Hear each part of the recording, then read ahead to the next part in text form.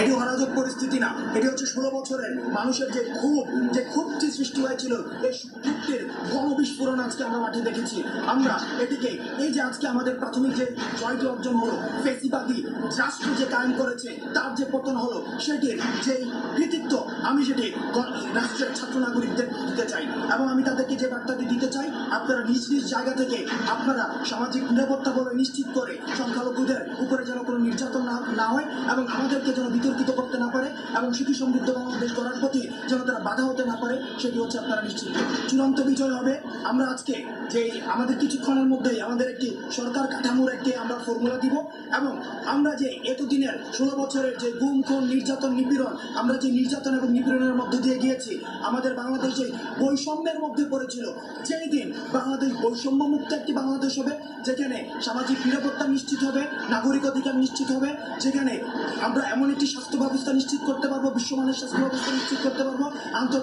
আন্তর্জাতিক মানের একটি শিক্ষা ব্যবস্থা নিশ্চিত করতে পারবো, যেখানে প্রত্যেকটি মানুষের যেই মৌলিক অধিকারগুলো রয়েছে সেগুলো নিশ্চিত করতে পারবো। অর্থাৎ এতদিন পর্যন্ত বাংলাদেশের সাধারণ মানুষ যেই ধরনের নির্যাতন নিপীড়নের শিকার হয়েছে, সেগুলো যেদিন আর বাংলাদেশে থাকবে না, সেদিন আমাদের চূড়ান্ত বিজয় অর্জন হবে।